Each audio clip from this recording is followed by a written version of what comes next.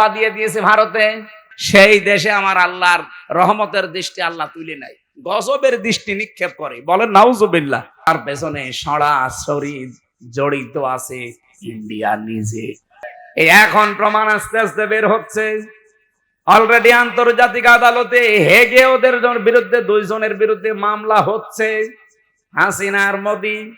এই দুইজনকে যদি সত্যি ওখানে নিয়ে যাবজ্জীবন জেল, অথবা আপনি দেখেছেন এই কয়েকদিনের ভেতরে মোদির মুখ শোকাতে শোকাতে এখন মনে হচ্ছে বান্দরের পেছন হয়ে গেছে। সামনে আরো কয়েকটা গেম আসতেছে। ইন্ডিয়া বেশ ভালোভাবে জানে, প্রমাণ সব তো আছে ইন্টারনেটে। সে তো ধুতি পইলে আছে, ধুতি খুলে বাকি যা আছে ওইটা বেরিয়ে যাবে। আমি একটু টাচ দিলাম যতটুকু পেয়েছি আপনাদের। জুলুম যারাই করবে, এই যে মোদি আজ যে জুলুম করছে, ও যে টার্গেট নিয়ে যাচ্ছে, কোরআন 100% সত্য বিশ্বাস করি, ও জীবনেও সাদ্দাদের মতো টার্গেটে পৌঁছাতে পারবে না। টার্গেটে পৌঁছানোর আগেই দেখবেন পড়ে যাবে। চা বিক্রি করতো, পরবর্তীতে দেখবেন তামাক বিক্রি করবে, নিচে নামিয়ে দেবেন আল্লাহ। চা বিক্রি করতো, ওরা তামাক বিক্রি করাবে। কি অপমান! আজ তামাম দুনিয়া কেউ হাসিনাকে নিতে রাজি না। শুধুমাত্র ভারত তাও বিভিন্ন কায়দা কৌশলে রেখেছে। আল্লাহ তাআলা বলেন, কোন মানুষ যদি জুলুম করে, পাপ করে, সীমা লঙ্ঘন করে ফেলে, তখন আমি আল্লাহ ওকে আর ছাড় দেই না, তখন ওকে কঠিন এবং অপমানজনক আযাবের ভেতরে ফেলে দেই। আমি আজকে 7-8টা বিষয় পেয়েছি কেন ওকে রেখেছে। এই যে বিডিআর হত্যা, 57 জন অফিসার হত্যা, বিশেষ করে শাপলা চত্বরে আলেমদের, এই দুইটা হত্যার পেছনে সরাসরি জড়িত আছে ইন্ডিয়া নিজে। এই এখন প্রমাণ আস্তে আস্তে বের হচ্ছে। অলরেডি আন্তর্জাতিক আদালতে হেগে ওদের বিরুদ্ধে, দুইজনের বিরুদ্ধে মামলা হচ্ছে, হাসিনা আর মোদি। এই দুইজনকে যদি সত্যি ওখানে নিয়ে যাবজ্জীবন জেল অথবা রায় দিয়ে দেয়, শেষে ইন্ডিয়ার সাথে বিশ্বের বহু দেশের সম্পর্ক মানবাধিকার নষ্ট করার জন্য খারাপ হয়ে যাবে। আমি একটাও বানিয়ে বলছি না, সব আমার এখানে রেকর্ড আছে, আন্তর্জাতিক তথ্য সব। মাইক্রোসফট নাম শুনেছেন? 257টা দেশ নিয়ে তারা রিপোর্ট বানিয়েছে, বিশেষ করে বাংলাদেশের শাপলা চত্বরটা নিয়ে। আর ওদিকে বিডিআর। আমার ভাইরা, যে কথা তুলেছিলাম, এখান থেকে আমার নিজের কাছে এই কথা মনে হচ্ছে, আমি নিজে যেহেতু রিপোর্ট গুলো গতকালকে পেয়েছি, আর আমি বলছি একটা আমার নিজের না, খ্রিস্টানদের বানানো রিপোর্ট। ওরা তো আমার বন্ধু না, মুসলমানদের বন্ধু খ্রিস্টানরা। ওরা যখন এগুলো দিয়েছে, আগস্টের 5 তারিখের পর থেকে আজকে এই একাধারে 9 মাস বারবার ইন্ডিয়া এদিকে বিএনপি কে ধরে, জামাত ইসলামকে ধরে, রাজনৈতিক যত দল আছে বড় বড়, তাদেরকে বারবার, বিশেষ করে সেনাবাহিনী যারা আছে এদেশে, এদেরকে চেষ্টা করেছে যে কোনো কায়দায় যেন এটা বন্ধ করা যায়। এটা বন্ধ ইউনুস করেনি, এটা অলরেডি চালু হয়ে গেছে। আন্তর্জাতিক আদালতে মামলা অলরেডি হয়ে গেছে, এখন এদেরকে ডাকা আরম্ভ করবে সামনে। ইন্ডিয়া বেশ ভালোভাবে জানে, প্রমাণ সব তো আছে ইন্টারনেটে। শাপলা চত্বরে কিভাবে কি করেছেন সব প্রমাণ এখন বের করে ফেলছে। পৃথিবী এত উপরে চলে গেছে।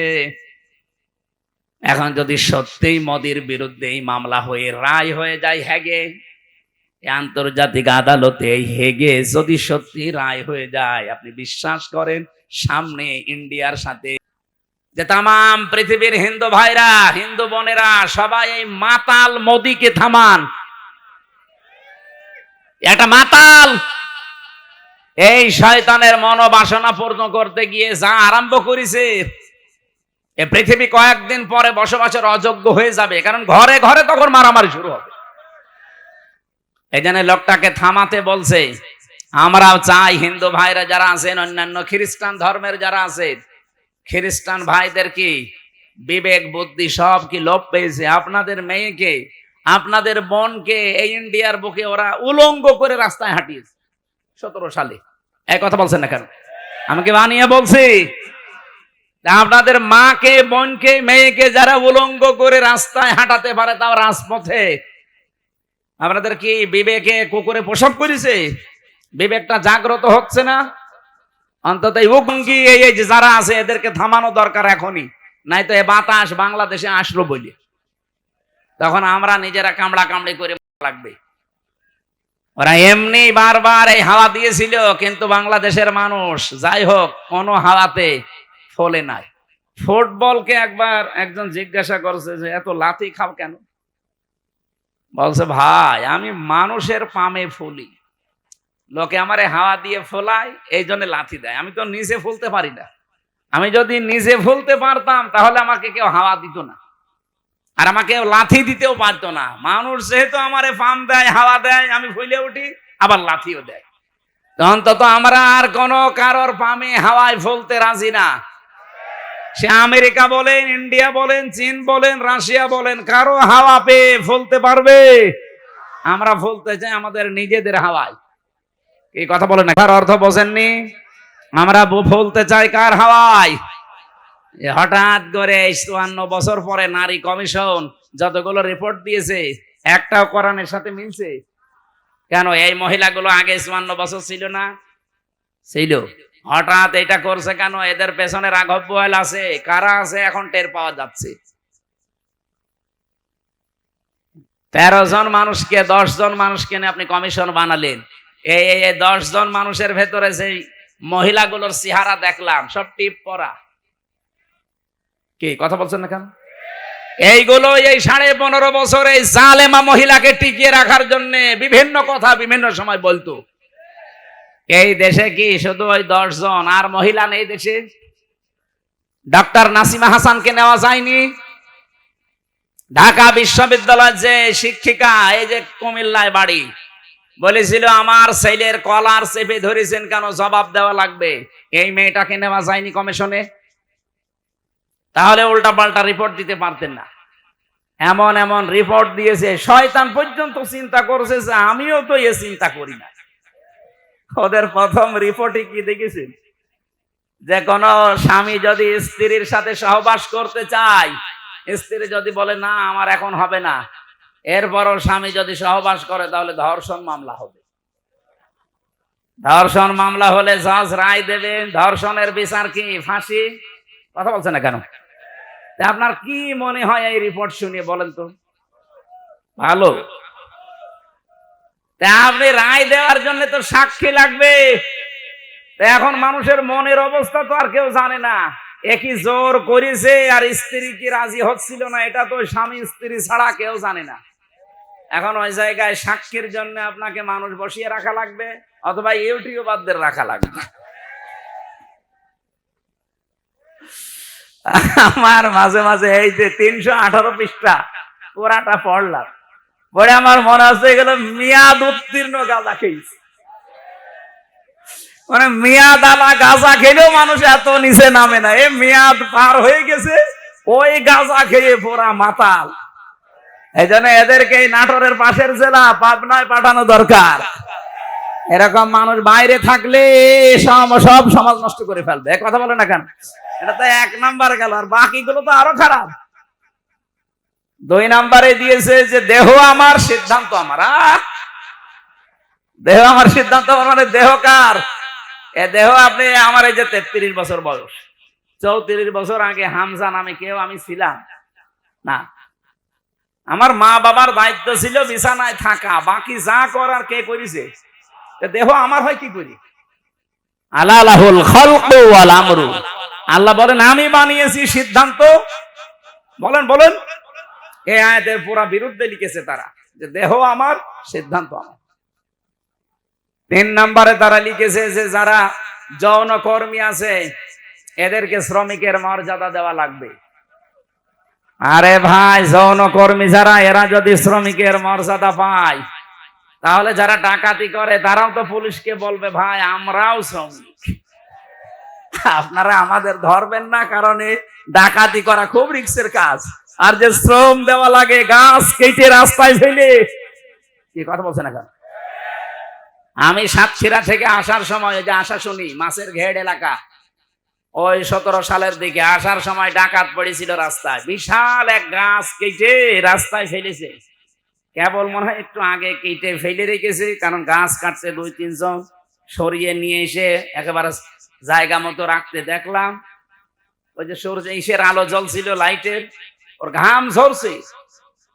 এখন আমি কাজ খুলে দিলাম, আমার দিকে তাকিয়ে বলছে, হুজুর আপনার টাকাও নেব, আল্লাহ মাফ করবে। আরে শয়তান, যা আছে নিয়ে আমার গাড়িটা আগে ছেড়ে দি।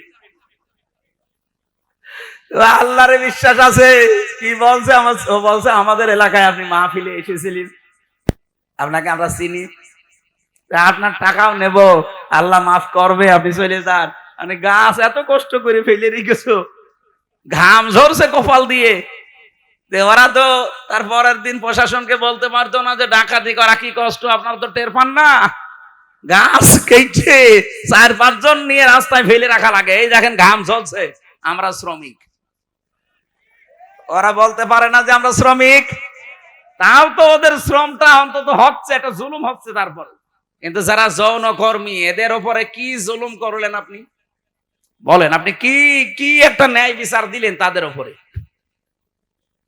আমার মনে হয় আপনি পার্সেন্টেজ খুঁজে দেখবেন, রাজবাড়ির এই দৌলতপুর ঘাটে, যশোরের এই জায়গায়, আর নারায়ণগঞ্জেরটা তো বন্ধ হয়ে গেছে, যেখানে যেই পতিতালয় ছিল ওখানে যে দেখেন যত মহিলা আছে, একটাও নিজের ইচ্ছা করে আমার মনে হয় যায়নি, গেলেও খুব কম। হয়তো ধোকায় পড়ে গেছে, প্রবঞ্চনার শিকার হয়ে, অথবা প্রেমে ছাকা খেয়ে যে কোনো কায়দায় ওখানে গেছে, যে আর বেড়াতে পারে না। প্রতিদিন এই যে 8টা 10টা 15 20টা পুরুষের সাথে তারা কি প্রোটেস্ট কিছু নেয়? কিভাবে তাদের ব্যবহার করছে? আপনি যে বিশ্ব স্বাস্থ্য সংস্থা যে রিপোর্ট দেয়, স্বামী বাদে অন্যের সাথে মিলন যারা করে, এদের এই যে HIV কি বলে এটারে, এইডস হওয়ার সম্ভাবনা 100 ভাগের 99 ভাগ। আপনি এই কমিশনের মাধ্যমে রিপোর্ট দিয়ে যৌনকর্মীর উপর আপনি ন্যায় বিচার করেন না, আরো বিচার করছেন। ওদের সব এইডস এর দিকে ছেলে দিয়ে, আমার মনে হয় ওরাও 2 দিন পরে দেখেন মিছিল বের করবে যে নারী কমিশন তো মানা দূরের কথা, ওদের ফাঁসি দিয়ে দিন। শয়তানরা আমাদের জীবনের উপর আরো অত্যাচার বাড়িয়ে দিচ্ছে। শুধু HIV, ওদেরকে এই যে 1 লক্ষ মানুষ আজ দেহ ব্যবসা করে সারা বাংলাদেশে, মানে একেবারে যেগুলো সরকারি হিসাবে, এই মানুষগুলোকে আমার মনে হয় আলেমদের পরামর্শ নিয়ে সরকারের যে বাজেট গুলো আছে এখান থেকে টাকা পয়সা দিয়ে এদের পুনর্বাসন করে দিন, হয় একটা কর্মসংস্থান দেন সম্মানজনক, তারা সম্মানজনক জীবন নিয়ে, তারা পরিবার নিয়ে, দরকার হয় যদি সেরকম পরিবেশ পায় বিয়ে শাদী করে জীবন চালাক। যে সমস্ত দেশ আছে যেখানে পতিতালয় চলে না, সেই দেশগুলো দেশে শিখে নেই, চলছে না পৃথিবীতে। আপনাকে কোন কারণে এই পাপের কাজ করা লাগবে? যেখানে জেনা ব্যভিচার ওপেন হয়ে যায়, সেই দেশে আমার আল্লাহর রহমতের দৃষ্টি আল্লাহ তুলে নেয়, গজবের দৃষ্টি নিক্ষেপ করে। বলেন নাউজুবিল্লাহ। এই দেশটাকে গজবে ফেলে দেওয়ার জন্য এরা কাজ করছে, আর এদের পেছনে কিছু রাঘব বোয়াল আছে। এই জন্য আমরা বলতে চাই, এই কমিশন মানা তো দূরের কথা, এই কমিশন যা রিপোর্ট দিয়েছে, রিপোর্ট না, ও কমিশনই মানে আমরা মানি না। ওদেরকে এই মুহূর্তে বাতিল করে হয় পাবনায় দিয়ে দেন অথবা ফাঁসি দিয়ে দেন। হ্যাঁ, আপনারা রাজি নেই? হয় ওদের স্থান পাবনায় দেবেন, নাই ফাঁসি দেবেন। কোরআনের 13টা আয়াতের উপরে হাত দিয়েছে ওরা।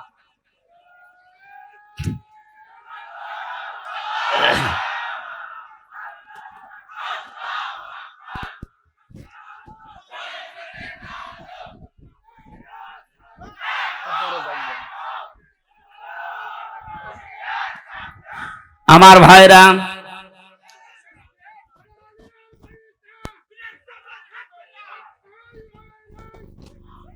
আমার যে কথা বলছিলাম আমি বৃষ্টি নিয়ে, আল্লাহ রাব্বুল আলামিন এই পৃথিবীতে যে বড় বড় 4টা রহমতের ঘোষণা দিয়েছিলেন, তার 1 নম্বরে ছিল বৃষ্টি, 2 নম্বরে ছিল কন্যা সন্তান।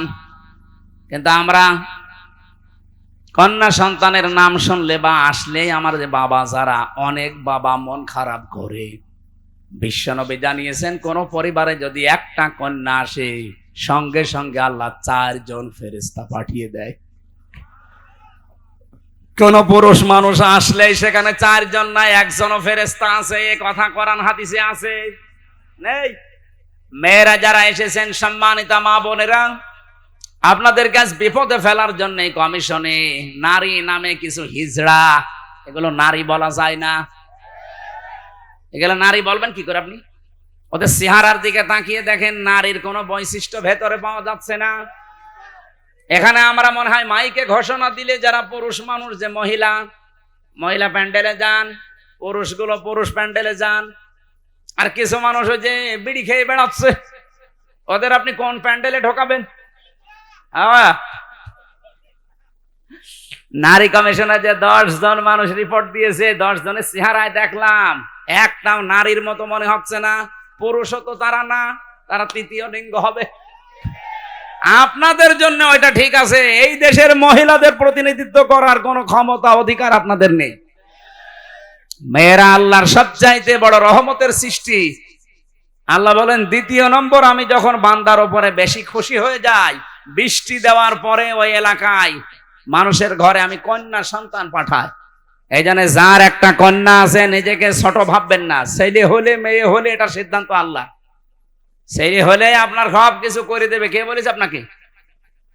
মেয়ে হলে দুনিয়া আখেরাত দুইটাই উজ্জ্বল হয়ে যাবে। দুনিয়া তো আছেই, যদিও আমাদের এই দেশে ইসলাম না থাকার কারণে মেয়েদের অনেক অধিকার নষ্ট হচ্ছে।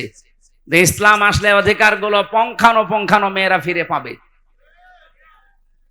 ওরা মেয়েরা মেয়েদের নাম দিয়ে বলেছে এদের অধিকার নেই, সমান অধিকার এদের দেওয়া লাগবে। কিভাবে দেবেন আপনি? আমি পুরুষ মানুষ, হাফ প্যান্ট পরে আমি খেজুর গাছে অন্তত রস পাড়তে পারবো, মেয়েরা পারবে? আমি এখন আমার মনে হয় শুধুমাত্র এই মাজা থেকে হাঁটু পর্যন্ত ঢাকা থাকলে, নাভি থেকে একটা প্যান্ট পরে এখান থেকে কুষ্টিয়ায় চলে যেতে পারবো, কোনো অসুবিধা নেই। একটা মেয়ে লোকে যেতে বলে তো পারে, কুষ্টিয়া না, এখান থেকে এই নাটোরের বাজার পর্যন্ত গেলে চারিদিকে সেল্লিবিল্লি হয়ে যাবে। আর ওদের বলে সমান অধিকার দেওয়া লাগে। অধিকার সমান কিসের? ওদের মর্যাদা আমাদের চাইতে 3 গুণ বেশি। সুবহানাল্লাহ বলতে পারেন নাই? এজন্য মেয়ে যাদের বাড়িতে আসে, হযরত ওমর বলেন, যে বাড়িতে একটা মেয়ে আছে মনে করবেন সেই বাড়িতে আল্লাহর একটা জান্নাত আছে। সুতরাং যারা মেয়ের বাবা আছেন, 1 মেয়ের বাবা আপনার একটা জান্নাত, 2 মেয়ের বাবা আপনার 2টা জান্নাত, 3 মেয়ের বাবা আপনার 3টা জান্নাত। আল্লাহ রাব্বুল আলামিন আমাদেরকে 3টা মেয়ে দিয়েছে। আল্লাহ আমাদেরকে যেন নবীর এই হাদিস অনুযায়ী জান্নাতেও এরকম 1টা 2টা 3টা করে দান করেন, বলেন আমিন। 3 নম্বরে একটু ভালো করে শুনবেন হাদিসটা। আল্লাহর নবী বলেন, 3 নম্বরে আল্লাহ যখন বেশি খুশি হয়ে যায় তখন ওর বাড়িতে আল্লাহ মেহমান পাঠায়। আমাদের তো সমস্যা, মেহমান আসলে আমাদের মন খারাপ হয়ে যায়। 4 নম্বরে বিশ্বনবী মুহাম্মদ রাসূলুল্লাহ জানিয়েছেন, এই পৃথিবীতে আল্লাহ সব চাইতে যখন একেবারে খুব বেশি বান্দার উপরে খুশি হয় তখন তাকে রোগ দেয়। এখানে রোগ শোক হলে আপনার জীবনের অপরাধ গুলো আল্লাহ মাফ করেন। জানা অজানা যত অপরাধ করেছিলেন এগুলো আল্লাহ আস্তে আস্তে রোগের কারণে, যদি জ্বর হয় এই জ্বরের কারণে একটা গুনাহ আল্লাহ মাফ করে দেয়। পথে চলতে ফিরতে হোঁচট খেয়েছেন, হোঁচট খেয়ে হঠাৎ করে নখ ভেঙে গেছে, রক্ত বের হচ্ছে, মনে করবেন আমার একটা গুনাহ আল্লাহ মাফ করে দিয়েছে। এই জন্য রোগ শোক হলে আল্লাহর কাছে শিকায়েত করা না, অভিযোগ করা না, আরো শুকরিয়া করা দরকার। যদিও দুনিয়ায় কষ্ট হচ্ছে, এই কষ্টের মাধ্যমে আমার জীবনের পরবর্তী যে জীবন আমার আখিরাতের শুরু হচ্ছে, এটা শান্তি, স্বস্তি এবং কল্যাণময় আল্লাহ করার চেষ্টায় আছে। সুবহানাল্লাহ। নবীজি বলেন 4টা রহমত তো মানুষ খারাপ ভাবে অসন্তুষ্ট হয়, পছন্দ করে না, কিন্তু 4টা গজব আছে দুনিয়ায়, এই 4টা গজব পেলে মানুষ খুব খুশি হয়। 1 নম্বরে যৌতুক। এটা কি? এটা গজব। এইটা পেলে আমরা খুশি না বেজার? সে হুজুর বলেন আর খেজুর বলেন, সবাই যৌতুকের জন্য খুশি। অথচ যৌতুকের টাকা খাওয়া আর পায়খানা খাওয়া এটা সমান না? না, সমানও না। কারণ পায়খানা খেলে একটা গোনা হয়, আর যৌতুকের টাকা নিলে ডবল গোনা হয়। একদিকে তো কবিরা গোনা, আর একটা জুলুমের গোনা। মেয়ের বাপের খুশি ছাড়া, তার মন থেকে খুশি হওয়া ছাড়া তার বাড়িতে ছেলের বাড়ির লোকজন যে একটা পান খাওয়া জায়েজ নেই। কি কথা বলছেন না? আমি কি বানালাম এটা? হাদিস। নবীজি বলেন, যতদিন আমার যতগুলো বিবাহ করেছি, যত মেয়েকে বিয়ে দিয়েছি, আমার একটা মেয়েকে কোনোদিন যৌতুকের টাকা দিয়ে, সম্পদ দিয়ে বিয়ে দেওয়া লাগে নাই। প্রতিটি বিয়েতে আমি আমার মেয়েদের এবং আমার বিয়েতে আমি অলিমা করেছি। কি করেছি বলেন তো? অলিমা কি ছেলের বাড়ি হয় না মেয়ের বাড়ি? বলেন বলেন। মেয়ের বাড়ি বললো কে? মেয়ের বাড়ি অলিমা হবে কেন? মেয়ের বাড়ি হয় বরযাত্রী মানুষ যায়, অথচ বরযাত্রী ইসলামে নেই। নাটোরবাসী আজকে থেকে সিদ্ধান্ত নিয়ে বাড়ি যাবেন, জীবনে আর কোনোদিন কারো বরযাত্রী যাব না। আজকের ওয়াজ শুনতে এসে ভুল করেছি, জীবনে খাওয়া দাওয়া বন্ধ হয়ে গেল। আরে ভাই, ইসলামে যেটা নেই ওটা আপনি করে আনন্দ পাবেন, ওটা ডবল গুনাহ হবে। কারণ এমনি জায়েজ নেই, তারপর আপনি আনন্দে আনন্দে গিয়েছেন। হ্যাঁ, যদি কেউ দাওয়াত দিতে আসেন, বলবেন যে অলিমা করেন, আমি আপনার বাড়ির দরকার 5 দিন যেয়ে খাবো। এই জন্য যৌতুক আজকে থেকে বন্ধ। যৌতুক মনে করেন শুধু টাকা নিয়ে, ফ্রিজ নিয়ে, টেলিভিশন নিয়ে, মোটরসাইকেল নিয়ে না। মেয়ের বাবার বাড়ি থেকে যদি তার অনুমতি ছাড়া, তার খুশি ছাড়া যদি একটা পানও কেউ খায়, ওইটাও যৌতুক। ছেলে খাক, ছেলের বাবা খাক, আপনি ছেলের আত্মীয় স্বজন যে খাবেন কি করে? আশা করছে এটা আজকে থেকে বন্ধ করে দেবে। এটা হিন্দুদের কালচার, আমরা মুসলমানরা এটা মানতে পারি না। 2 নম্বরে এটা একটু সমস্যা আছে, এটা বলবো। নবীজি বলেন, সবচাইতে বেশি আমার আল্লাহ খুশি হয় ওই 4টা কাজ করলে: বৃষ্টি হলে, কন্যা সন্তান হলে, মেহমান আসলে, আর রোগ ব্যাধি হলে। আর সবচাইতে বেশি আমার আল্লাহ নারাজ হয় কিন্তু আমার বান্দা বান্দিরা খুশি হয়। 1 নম্বরে যৌতুক, 2 নম্বরে গীবত। এই গীবত করলে মানুষ খুব খুশি হয়, অথচ আমার আল্লাহর আরশ পর্যন্ত কম্পন ধরে। জীবনে যদি আপনার নেকির কাজ কমও থাকে, ভাইরা আমি আহ্বান জানাচ্ছি, আপনার নামাজ, রোজা, হজ, যাকাত, দান, সাদকা, জীবনের আমল আখলাক কম হয়েছে, আল্লাহ মাফ করে দেবে। কিন্তু গীবত যদি আপনি কারো করে থাকেন, ওটা আবার শোধ দেওয়া লাগবে।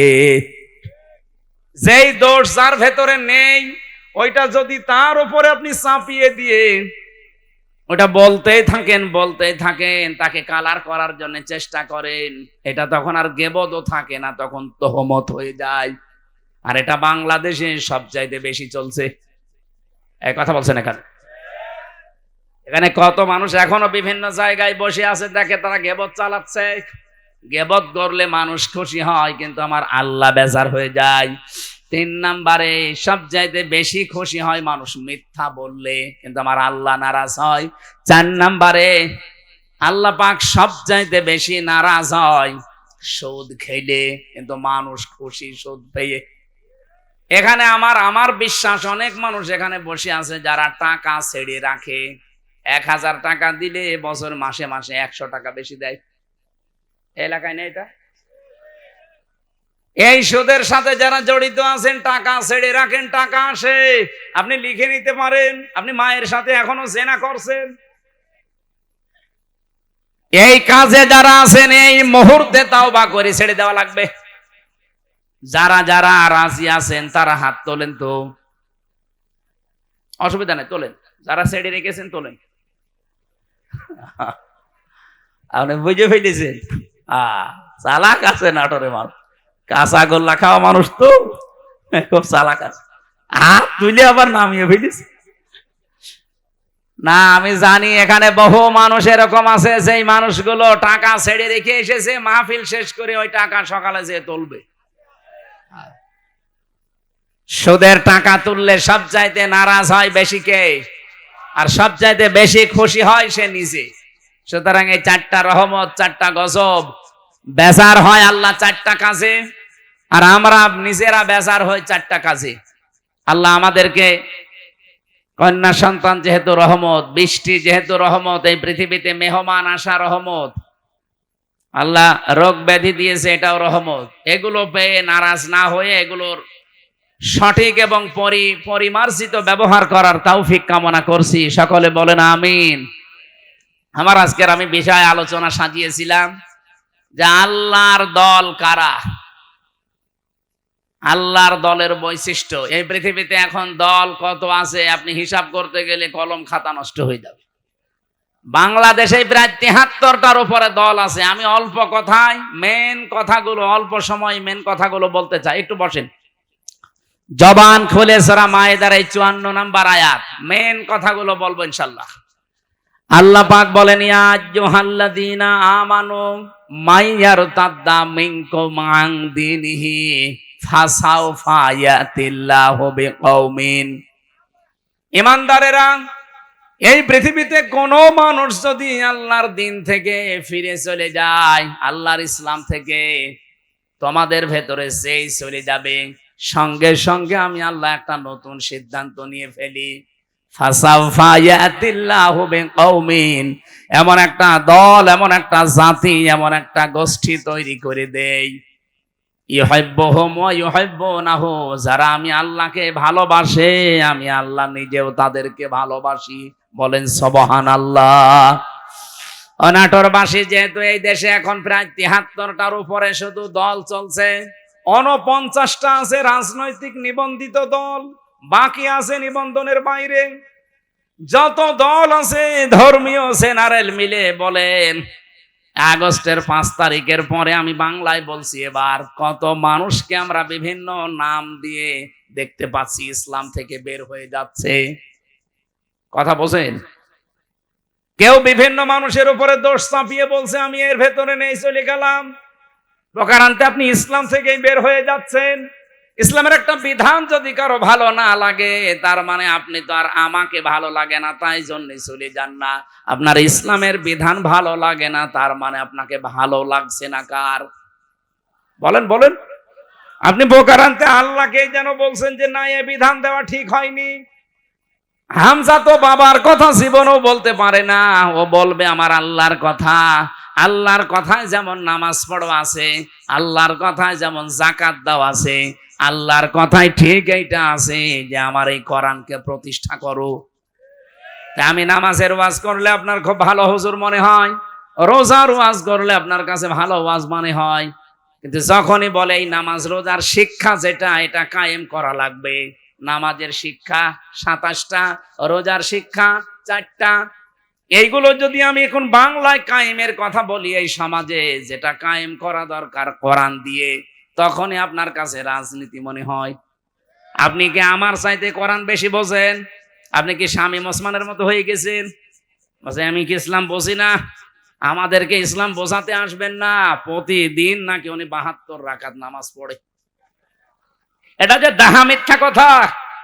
এখানে যদি আলেম থাকে জিজ্ঞাসা করেন, দেখেন তো সর্বোচ্চ তাহাজ্জুদের নামাজ ৮ রাকাত থেকে ১২ রাকাত। কি কথা বলছেন? এখানে ৮ রাকাতের উপরে তাহাজ্জুদের নামাজ আপনি কোথায় পেলেন? খুব বেশি হলেও নাই ১২ রাকাতের উপরে তাহাজ্জুদের নামাজ নেই। নবীজি হয় ৮ রাকাত পড়তেন, নাই ১২ রাকাত পড়তেন। এরপরে এই বেতের পড়ে উনি পড়াটা কমপ্লিট করে দিতেন। আর উনি নাকি ৭২ রাকাত নামাজ পড়ে তাহাজ্জুদ। ওরা ডাহা মিথ্যা কথা। ও রাত ২টা ৩টায় মাল খেয়ে ঘুমায়, ও তাহাজ্জুদ ফজরের নামাজই তো পড়ে না। আপনি তো ইসলাম থেকে বের হয়ে গেছেন প্রকারান্তে হামজার উপরে দোষ চাপিয়ে, যে ওদের দোষ আছে, ২৪-এর দোষ, ৭১-এর দোষ, ৪৭-এর দোষ। এই কথা না বোঝার ভান করে থাকবেন না। আগস্টের ৫ তারিখের পরে বহু মানুষকে আমরা দেখলাম আল্লাহর দিন থেকে প্রকারান্তে ইসলাম থেকে বের হয়ে চলে যাচ্ছে। ওরা আমাদের ভয় দেখাতে চায় যে আমরা চলে গেলে তোমরা নিরুপায় হয়ে যাবে। আরে ভাই, ইসলাম তো আর আমার না, আর আমি ইসলামের মালিকও না, ইসলামও আমার না, ইসলামের মালিকও আমি না। আমার মালিকও আল্লাহ, ইসলামের মালিকও আল্লাহ। আমি শুধু খাদেম। কথা বলুন। আমি খেদমত করছি, আমার একটা পাওনা বাকি আছে। এই যে সভাপতি সাহেবকে যদি উনি বলে এই জমিনটা আমার, আপনারা কাজ করেন, সারাদিন করেন, বিকাল ৫টায় আপনাদের বেতন দিয়ে দেব। এখন বলেন তো জমিনের মালিক কি আমি? মালিক উনি না। আমরা কি কামলা, খাদেম, কাজ করে খাই। এই জমিনও আমার না। জমিনে যেটা আমরা বপন করছি, এই বীজ বা ধান লাগাচ্ছি চারা, এগুলোর মালিকও আমরা না, সবের মালিক উনি। আমরা শুধু টাকা পাওয়ার আশায় আছি, বিকাল 5টায় বেতন দিয়ে দেবে, ওইটা নিয়ে আমার সংসার চলবে। নাটোরবাসী, এই বাংলাদেশের এই জমিনটা আমার আল্লাহর, এ কোরআনও আল্লাহর, জমিনে আল্লাহর, কোরআন আল্লাহর, ওনার জমিনে ওনার আইন ওনার কোরআন প্রতিষ্ঠা করবে। এই দেশে যারা আল্লাহর খাদেম, গোলাম, বান্দা, তারা আল্লাহর বান্দা দাবি করে যারা আল্লাহর কোরআনের আইন বাদ দিয়ে মানুষের তৈরি করা আইন কায়েম করতে চায়, আল্লাহর কসম এই মানুষগুলো বেতন পাওয়া দূরের কথা, ওদের খবর আছে। বিকাল 5টা পর্যন্ত আমাকে এই জমিনে টিকে থাকা লাগবে। বিকাল 5টা মানে জীবনের শেষ দিন। এক কথা বলছেন এখন, বিকাল 5টা মানে জীবনের শেষ দিন, কারণ আমার একটা বেতন পাওয়ার সময় আসবে। আমার যখন চোখ বন্ধ হয়ে যাবে, ওয়াবুদু রাব্বাকা হাত্তা ইয়াতিয়াকাল ইয়াকিন, আল্লাহ বলেন ওই পর্যন্ত ইবাদত করতে থাকো, আমার দিনের সাথে লেগে থাকো যতদিন ইয়াকিন না আসে। ইয়াকিন মানে না, ইয়াকিন মানে মৃত্যু। ইয়াকিন মানে বিশ্বাস, সেটা আলাদা ইয়াকিন। আর এখানে ইয়াকিন মানে মৃত্যু। মরণ যতদিন না হবে ততদিন পর্যন্ত দিন কায়েমের জন্য আপনাকে টিকে থাকা লাগবে। কারণ আমরা এখনো আমাদের বেতন পাইনি। পেয়েছি? বলেন বলেন, আমাদের চূড়ান্ত বেতনের নাম কি? 500 টাকা, 1000 টাকা, কি জান্নাত। ওইটা যতদিন আমি না পাবো ততদিন পর্যন্ত আমার চেষ্টা অব্যাহত থাকবে। এখন যদি আপনি আমাকে বাধা দিতে আসেন, এই জমিনে ধান লাগিয়েছিলাম কিন্তু বিকাল 5টা বাজার আগে আপনি তুলে ফেলছেন, আপনি যত বড়ই মস্তান হন, আমরা যারা 8-10 জন মিলে ধান লাগিয়েছি, যদি আপনার সাথে নাও পারি তাও বাধা দেব। কারণ আমি তো এখনো বেতন পাইনি। আপনি ধান তুলে ফেললে ওনারা বেতন দেবে, উনি এসে আমাদের আরো গরম দেবে। ওই সারাদিন নষ্ট করলে, ধান তুলে ফেলেছে কিছুই বলনি, বেতন দেওয়া দূরের কথা, আরো 500 টাকা করে দিয়ে যাও। যে জমিন আল্লাহর, কোরআন আল্লাহর, আমরা তো খাদেম, কামলা, 5 জন মনীষ, লেবার যাই বলেন, আমরা চেষ্টা করে যাচ্ছি। আমাদের চেষ্টা হচ্ছে জমিনে এটা প্রতিষ্ঠা করা। হ্যাঁ, পদ্ধতি আমাদের ভুল হতে পারে, কেউ কেউ গণতন্ত্রের পদ্ধতি নিয়েছে, আপনার পদ্ধতি ভুল হতে পারে, কিন্তু আমার মন তো ঠিক আছে যে আমি জমিনে আল্লাহর দিন কায়েম করব। কথা বলেন না কেন? হ্যাঁ বলেন। আফগানিস্তান তারা একটা পদ্ধতি নিয়েছে, তারা এক পদ্ধতি নিয়ে তারা অলরেডি কায়েম করে ফেলেছে। তুরস্ক একটা পদ্ধতি নিয়েছে, আপনি মোরসির দিকে তাকান, সে একটা পদ্ধতি নিয়েছিল, যে যেখানে ইসলাম কায়েমের জন্য চেষ্টা চালাচ্ছে। পদ্ধতি ভুল হতে পারে কিন্তু তার কর্ম তো ঠিক আছে, তার মনের আকাঙ্ক্ষা, আশা, তামান্না এই যে আল্লাহর জমিনে আমি জীবনের শেষ দিন পর্যন্ত অন্তত দেখতে চাই যেটা কায়েম হয়েছে। আমার রাস্তা ভুল হলে কি আমি একটু ঘুরে ফিরে আসতে পারবো না জায়গায়? এখন যদি একে ভাইকে বলি যে আমি নাটোরে যাব, উনি একটা রাস্তা দেখিয়েছে, মোজাম ভাইকে বললাম নাটোরে যাব, উনি আমারে দেখিয়েছে সেই বড়াই গ্রাম গরু। হ্যাঁ, আমি নাটোরে যেতে পারবো ঠিক, এদিকে গেলে হয়তো 1 ঘন্টা লাগবে, এদিকে 1.5 ঘন্টা লাগবে, কিন্তু রাস্তা তো ঠিকই আছে, জায়গা মতো আমি যেতে পারবো। একটু সময় বেশি লাগবে, কম লাগবে। বাংলাদেশ সহ বিশ্বে যারা ইসলাম কায়েমের জন্য চেষ্টা চালাচ্ছে, সবার মনের অবস্থা ঠিক আছে, কিন্তু রাস্তাটা একটু ভিন্ন হওয়ার কারণে অনেক মানুষ ফতোয়া দেয় উল্টাপাল্টা, ওরা গণতন্ত্র করে, জীবনও কায়েম করতে পারবে না। আরে দিনের মালিকই তো আমি না, আমি কায়েম করার কে? আমি চেষ্টা করে যাচ্ছি, অবশ্যই আমার সফলতা আমার জান্নাত পাওয়া পর্যন্ত। কিন্তু এর ভেতরে যদি কেউ মাস্তানি করতে আসেন, ধান বানানো, লাগানো, ধান বীজ তুলে ফেলবেন, আর আমি বেতন পাওয়ার আগে আপনাকে ছেড়ে দেবো, জীবনেও না। দরকার আপনার সাথে মারামারি হবে। কথা বলেন, কথা বলুন। আপনার সাথে হাতাহাতি হবে, মারামারি হবে, যদি মেরে ফেলা লাগে মেরেও ফেলবো, কারণ আমার টার্গেট বেতন। বেতন বলেন, ওই বেতনের নাম বিকাল 5টায় যেটা আল্লাহ দেবে, ওইটা এখনো হয়নি। আর আপনি তার আগেই দিন থেকে বিভিন্ন সোতা নাতা বের হয়ে চলে যাচ্ছেন। কি করবেন? আল্লাহর কিছুই হবে না। যাদেরকে আপনি ভয় দেখাতে চান তাদেরও কিচ্ছু হবে না, কারণ এই জমিনের আশা তারা অলরেডি কুলিন্না সলাতি ওয়া নুসুকি এ বলার পরেই ছেড়ে দিয়েছে। যারা এই কথা বলে যে কুলিন্না সলাতি ওয়া নুসুকি, তারা জীবনের আশা ছেড়ে দিয়েই বলে। আপনার মতো মুনাফিকি করার জন্য, লোক দেখানোর জন্য বলে না। যারা এগুলো বলতো এতদিন, তারা কিন্তু অলরেডি আল্লাহর দিন থেকে বিভিন্ন সোতানাতা বের করে বিভিন্ন কথা ধোয়া তুলে তারা চলে যাচ্ছে। আল্লাহ এই জন্য বলেছেন যদি কেউ দিন থেকে চলে যায় ফাসাউফা ইয়াতিল্লাহ, অতি শীঘ্রই। যারা আরবি জানে সাউফা শব্দটা আল্লাহ কেন ব্যবহার করেন, সিন সাউফা কদ লাম এরকম 13টা শব্দ আছে। কোন সেন্টেন্সের আগে যদি আসে বাংলা অর্থ দাঁড়ায় খুব তাড়াতাড়ি। আল্লাহ বলেন যদি কেউ দিন থেকে মুখ ফিরিয়ে চলে যায় আমি শুধু দেখবো, দেখার পরে অতি তাড়াতাড়ি ইয়াতিল্লাহু বিকওমিন, একটা দল তৈরি করে দেব। ইউহিব্বুহুম ওয়া ইউহিব্বুনাহু, তারা কি আমি আল্লাহকে ভালোবাসবে, আমি আল্লাহও তাদেরকে ভালোবাসবো। তাদের গুণাগুণ কি হবে? এই যে আল্লাহর দলের বৈশিষ্ট্যগুলো বলতে আল্লাহ এই কথাগুলো দিয়েছেন।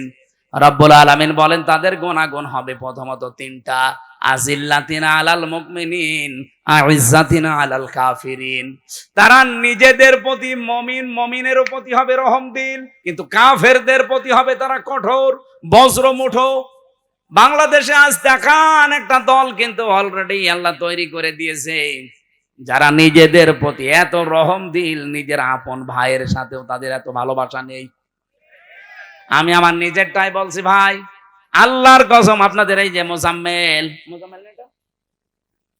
যে মোজাম্মেল ভাইয়ের বাড়ি নাটোরে, আমার বাড়ি কুষ্টিয়া, ওনার সাথে আমার আত্মীয়তা নেই, রক্তের সম্পর্কও নেই।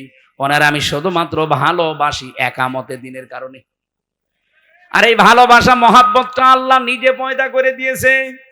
কারণ যখন আল্লাহর দিন থেকে মানুষ মুখ ফিরিয়ে নেয় তখন একটা দল আল্লাহ নিজে তৈরি করে দেয়। ওই দলের প্রথম বৈশিষ্ট্য তারা নিজেদের প্রতি রহমদিল হয়, মহাব্বত ভালোবাসা তৈরি হয়, কিন্তু কাফেরদের প্রতি তারা কঠোর। আপনি একটা আল্লাহর বিরুদ্ধে অবস্থান নিয়ে দেখেন, নাটোর কুষ্টিয়া পাবনা থাকবে না। একামতে দিনের কর্মী যারা কুষ্টিয়াও যা চট্টগ্রামও তাই, সব একবারে রাস্তায় নেমে আসবে। কারণ কাফেরদের প্রতি আমাদের কঠোরতা এটা তৈরি করে দিয়েছে কে? আপনি অন্যান্য কিছু খেয়াল করে দেখেন তারা নামে কিনা, জীবনও পাবেন না। ইউজাহিদুনা ফি সাবিলিল্লাহি ওয়া লা ইয়াখাফুনা লাওমাতা লাইম। তারা আল্লাহর দিন এই জমিনে প্রতিষ্ঠা করার জন্য জিহাদ করবে, সংগ্রাম করবে, চেষ্টা চালাবে, পরিশ্রম করবে, প্রচেষ্টা করবে, কিন্তু কোনো ওয়ালা ইয়াখাফুনা ভয় পাবে না, লাওমাতা লাইম কোন তিরস্কারকারীর তিরস্কারকে তারা পাত্তা দেবে না। আমি যেই দিন থেকে কুলিন্না সলাতি ওয়া নুসুকি ওয়া মাহইয়ায়া ওয়া মামাতি লিল্লাহি রাব্বিল আলামিন বুঝে বুঝে পড়েছি, ওই দিন থেকে কে আমার পেছনে লেগেছে, গীবত করে, আমার উপরে আন্দাজে দোষ চাপায়, কোনো কিছু আমার মনে আর স্থান নেই।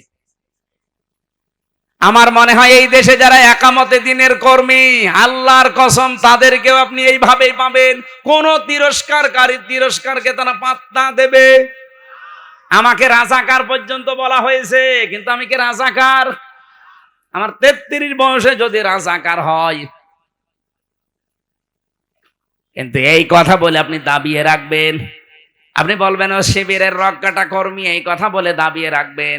ও জামাত ইসলাম করে, ও চরমনার মুরিদ, এই কথা বলে দাবিয়ে রাখতে পারবেন না। কারণ কোন তিরস্কারকারীর তিরস্কারকে আমি থোড়াই কি আর পাত্তাই দেই না। এই গুণটা তৈরি করে দিয়েছে কে? আল্লাহ বলেন যালিকা ফাদলুল্লাহ, এটা আল্লাহর অনুগ্রহ, যাকে তাকে আল্লাহ দেয় না। ইউতিহি মাইয়াশা, যাকে আল্লাহ ইচ্ছা করে তাকে দেয়। সুতরাং এই বাংলাদেশে আল্লাহর দলের বৈশিষ্ট্য 3টা পেলাম। তারা নিজেদের প্রতি রহমদিল হবে, কাফেরদের কোনো বিধান যদি দেখে, কাফেরদের কোনো কাজ কারবার দেখলে তারা বজ্রকণ্ঠ হয়ে যাবে। এতদিন পর্যন্ত যত সংস্কার এসেছে, কোন সংস্কারে বাংলার মুসলমানেরা বাধা দেয়নি? দিয়েছে না? দেয়নি। কিন্তু নারী কমিশন 13টা রিপোর্ট দেওয়ার পরে আমরা বাধা দিয়েছি কেন? কারণ তারা শুধুমাত্র সংস্কার করে না, তারা আল্লাহর কোরআনে হাত দিয়েছে। আর এই জায়গায় তখন আমরা এক হয়ে গেছি। হেফাজত নেই, চরমনা নেই, জামাত ইসলাম নেই, খেলাফত নেই, সব তখন বাংলাদেশে এক। আপনি দেখেননি, সব এক হয়ে বলেছে না এটা তো মানা দূরের কথা, এ কমিশনই মানি না। আমির জামাত ডাক্তার শফিকুর রহমান এটা বলে নাই যে কমিশন তো দূরের কথা, ও কমিশনই মানি না। যদি বেশি ঝামেলা করেন আবার কিন্তু আগস্টের 5 তারিখ আসতেছে, এটা তো আমরা এই এতদিন পর্যন্ত যত সংস্কার করেছেন কোন জায়গায় বাধা দেয়নি, কারণ ওই জায়গায় আল্লাহ রাসূলের বিরুদ্ধে পাইনি। এবার পেয়েছি সরাসরি আল্লাহর বিরুদ্ধে। আজিল্লাতিন আলাল মুমিনিন আইজ্জাতিন আলাল কাফিরিন। আমরা নিজেদের প্রতি ভালোবাসা, মহাব্বত, স্নেহময় স্নেহশীল আছি। বললাম না মোজাম্মেলের সাথে সত্যি বলছি, আমার সম্পর্ক আত্মীয়তার না, রক্তের না, শুধু দিনের, শুধুমাত্র দিনের সম্পর্ক। আমার নিজের আপন ভাই তো নেই, যদি থাকতো সে যদি আল্লাহর দিনের কর্মী না হতো, তার সাথে ওনার মতো মহাব্বত আমার হতো না, কারণ এই মহাব্বতটা পয়দা করে দিয়েছে কে? 2 নম্বরে আমরা কাফেরদের প্রতি কিন্তু কঠোর, যেহেতু ওরা নারী সংস্কারের নাম নিয়ে আল্লাহর কোরআনের 13টা আয়াতে অলরেডি হাত দিয়েছে, এই জন্য ওরা কাফের। বলেন, আমরা মনে হয় ওদের জানাজা পড়া এখন তওবা না করলে ঠিক হবে না? যারা এই নারী কমিশনে আছেন, যদি সাপোর্টও কেউ করেন, আপনিও কাফের, আপনার প্রতিও আমরা বাধ্য হব কঠোর হতে। আর আল্লাহর দ্বীনে জমিনে কায়েম করতে, হয়তো আমাদের রাস্তা, আবার বলছি, তরিকা ভুল হতে পারে, কিন্তু আমাদের মন ঠিক আছে। আমরা চাই আল্লাহর জমিনে আল্লাহর সিদ্ধান্ত চলবে। এই জায়গায় কেউ যদি বাধা দেয়, তিরস্কার করে, উল্টাপাল্টা গালি দেয়, থোড়াই কি আর জীবনে কিছু মনে করি নাই, করবো না। এটা বৈশিষ্ট্য কে দিয়েছে? ইউজাহিদুনা ফি সাবিলিল্লাহ। তারা প্রচেষ্টা করবে, জিহাদ করবে, সংগ্রাম করবে, দল করবে, মিছিল মিটিং করবে, আন্দোলন করবে আল্লাহর জন্য। লা ইয়াখাফুন, তারা ভয় করবে না। লাউমাতা লাইম, কোন তিরস্কারকারীর তিরস্কারকে আপনি এবার নিজের নিরপেক্ষ দৃষ্টি দিয়ে বলেন। এই যে 3টা গুণ বললাম, সারা বাংলাদেশে তো 73টার উপরে দল আছে। কোন দলের বৈশিষ্ট্যে এই 3টা গুণ আপনি পান বলেন? আপনি আন্দাজে বলবেন না, আপনাকে বলাও দরকার নেই, মনে মনে সিদ্ধান্ত নিয়ে দেখেন। এই কোরআনের সূরা মায়েদার 54 নম্বর আয়াতের সাথে কোন দল, বাংলাদেশের তো 73টা দল আছে, কোন দলের সাথে মিলছে? আল্লাহ বলেন স্যার তার সাথে মিলবে না। যালিকা ফাদলুল্লাহি ইউতিহি মাইয়াশা, এটা আল্লাহর অনুগ্রহ, যাকে ইচ্ছা আল্লাহ তাকে দান করে। আল্লাহু ওয়াসিউন আলিম, আল্লাহ প্রশস্ত এবং জ্ঞানী। আমি কোরআন সত্যি করা মাথায় নিয়ে বলতে পারি, এই 3টা যার ভেতরে আছে, ওই দলে আল্লাহ যেন আমাদেরকেও শামিল করেন। আমার কথা বোঝা গেছে না? এবার আল্লাহ আমাদেরকে 4টা বৈশিষ্ট্যের কথা দিয়েছেন। ওই গুণগুলো অর্জন করতে হলে 4টা বৈশিষ্ট্য লাগবে। 55 নম্বর আয়াতে আছে, আর 56 নম্বর আয়াতে আছে, এই দল বিজয়ী হবে। কারণ বিজয়ী হওয়া এটা আমি আল্লাহ আমার জন্য আর ইমানদারদের জন্য আমার রাসূলের পক্ষ থেকে আমি এটা লিখে দিয়েছি। কাতাবাল্লাহু লিআগলিবান্না আনা ওয়া রুসুলি। বিজয়ী হওয়া এটা আমি আল্লাহ আমার নিজের জন্য লিখে দিলাম। দুনিয়ায় যা কিছুই দেখো না কেন, সর্বশেষ বিজয়ের মালা পরবে কে? এটা আল্লাহ লিখে দিয়েছেন। এই জন্য আল্লাহ যেহেতু একটা দল নিজে তৈরি করে দেবে, ওই দলের বৈশিষ্ট্য যেগুলো বললাম, এগুলো যেই দলের ভেতরে পাবেন, মনে করবেন ওদেরকে আল্লাহ নিজে বানিয়েছে। এই আয়াত আমি নিজে এখন বানালাম। এত সহজ বাংলায় বলার পরও কিছু মানুষ এখনো বোঝে না। আমার মনে হয় ও আজরাইল দেখার আগে আর বুঝবে না। এখন আপনার ভেতরে যা ভালো লাগে তাই করেন, যান, আপনাকে ছেড়ে দিলাম। ফাসাউফা ইয়াতিল্লাহু বিকওমিন, অতি শীঘ্র একটা দল আমি বানিয়ে দেব, যে এই দলকে ইউহিব্বুহুম ওয়া ইউহিব্বুনাহু, তারা আমাকে ভালোবাসবে, আমিও তাদের ভালোবাসবো। আপনি খেয়াল করে দেখেন, এই গুণগুলো যাদের ভেতরে পাবেন, আপনি তাদের সাথে অ্যাক্টিভ হবেন, মনে করবেন আল্লাহ আপনাকে এই দলে শামিল করে দিয়েছে। আর যাকে তাকে তো করবেও না। কি করবে? কালকে লালপুরের আলোচনা এটাই ছিল, আল্লাহ যাকে তাকে তার দিনের কাজ একামতে দিন প্রতিষ্ঠার জন্য নিয়ে যায় না। আল্লাহু ইয়াজতাবি ইলাইহি মাইয়াশা ওয়া ইয়াহদি ইলাইহি মাইয়ুনিব। যে লোকটা মন থেকে আল্লাহর দিকে ফিরে আসতে চায়, তাকে আল্লাহ এই কাজের জন্য নির্বাচিত করে। এই দেশে লক্ষ লক্ষ মানুষ আছে, সবাই একামতে দিনের কাজে লাগে না। যাকে আল্লাহ ভালোবাসে, যাকে আল্লাহ নির্বাচিত করেছে, যাকে আল্লাহ বাছাই করেছে, তাকে এই কাজে লাগায়। এখন আপনি বাসায়ের ভেতরে নেই, আপনি আছেন ছাটায়ের ভেতরে, তা আপনাকে আমি জোর করে নিয়ে আসবো কি করি? আমার কথা বোঝা গেছে? না বুঝলে এখানে আসেন, আসেন, এদিকে আসেন। আমি আশা করি আমার আয়াত আমি অল্প কথায় হলেও বোঝাতে পেরেছি। আল্লাহ যেহেতু একটা দল তৈরি করে দিয়েছেন, এই দলের বৈশিষ্ট্য বললাম, যার সাথে মিলবে, যদি আওয়ামী লীগের সাথে মেলে ওনাকে আবার নিয়ে এসে আবার দল করে, যদি বিএনপির সাথে মেলে বিএনপির সাথে করবেন, জামাতের সাথে মেলে জামাতের সাথে করবেন, যার সাথে মেলবে এইটার পক্ষে আমরা থাকতে চাই। এর বাইরে কোনো বাবা দাদা খালুর কথা আমরা আর শুনতে রাজি না। এতদিন শুনে শুনে কপালে আগুন লাগিয়েছে। আল্লাহ আমাদেরকে যে দল একটা তৈরি করার কথা বললেন, ওই দলের বৈশিষ্ট্য দিলেন, কোরআন থেকে শুনলাম। এই দলে অন্তত দয়া করে আমাকেও যেন সামিল করেন, আমাকে যেন বাছাইয়ের ভেতরে রাখেন, ছাঁটাই করে না দেন। আল্লাহর একটা নিয়ম আছে, ছাঁটাই আর বাছাই। আল্লাহ আন্দাজে কাউকে কেউ খালি খালি ছাঁটাইও করে না, কাউকে বাছাইও করে না। বাছাই করতেও কিছু নিয়ম আছে, ছাঁটাই করতেও কিছু নিয়ম আছে। বাছাই করার নিয়ম কি? এই যে গুণগুলো আস্তে আস্তে পয়দা করে দেবে। আর ছাঁটাই করার নিয়ম হচ্ছে গুণ পয়দা করার জন্য আল্লাহ তার মন তৈরি করে দেয়, কিন্তু এই লোকটার মনই নেই। এই যে গিরিশচন্দ্র সেন, এই লোকটা পুরা কোরআন শরীফের বাংলা করেছে পুরাটা, এবং কি তাফসীর লিখেছে, কিন্তু লোকটা মুসলমান হয়নি। আপনি নরসিংদী যান, ওর বাড়িতে পুড়িয়ে ফেলেছে, ওর বাড়িটা আছে।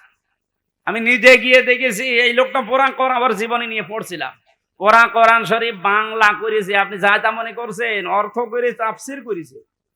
আর তাফসীর যারা করে, যারা যারা এখানে বসে জিজ্ঞাসা করেন, এক একটা শব্দের কমপক্ষে একাধিক, অন্তত 3টা শব্দের অর্থ তো জানাই লাগবে। দরবা মানে মারা, দরবা মানে দৃষ্টান্ত দেওয়া, দরবা মানে সফর করা, এরকম 33টা অর্থ আছে এক একটা শব্দে।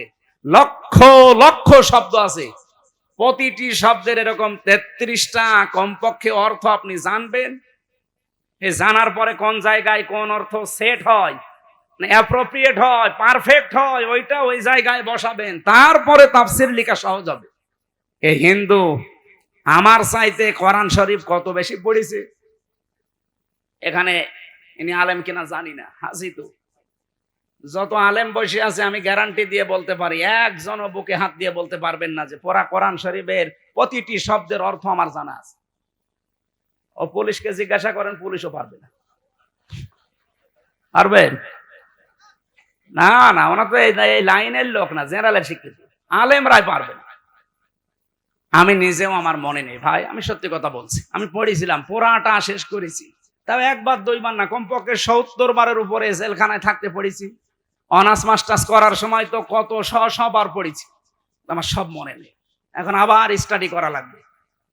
আজকের আয়াতের প্রত্যেকটা শব্দের অর্থ আমার মনে আছে, কিন্তু পুরা কোরআন শরীফের আমার মনে নেই। অথচ বেটা হিন্দু মানুষ, কি মেধা ছিল বলেন তো, প্রতিটি শব্দের একাধিক অর্থ একেবারে নখদর্পণে। তাও যেখানে যেটা খাটে, যেখানে যেটা মিলে মিল হয়, ঠিক ওইভাবে লিখেছি পুরা কোরআন শরীফের। অথচ লোকটা মরে যাওয়ার পরে ঈমান পায়নি, মরে যাওয়ার পরে জানাজা হয়নি, কবরে দেয়নি, আগুন দিয়ে পুড়িয়ে ফেলেছে। কারণ ও আল্লাহর বাছাইয়ের ভেতরে ছিল না, ছাঁটাইয়ের ভেতরে ছিল। আল্লাহ আপনাকে বাছাই করবে না ছাঁটাই করবে, এটা আপনার মনের ওপরে। এখন আপনি কি করবেন সিদ্ধান্ত নিয়ে বাড়ি যান। আমি যে জেলখানায় মেয়েদের যে বই লিখেছিলাম, তাদের যে পারিবারিক জীবনের সমস্যা এবং তার সমাধান, বিশেষ করে মেয়েদেরটা আপনারা নেবেন। এটা শুধুমাত্র নারীদের জন্য আর একটা পুরুষের জন্য আছে। এটা পড়া, ওদের পরিবারে যে সমস্যা করে কি কি জিনিস নিয়ে, 120 পৃষ্ঠা, এটা ওদেরকে পড়াবেন, কাজে লাগবে। কোথায়? এখানে আছে।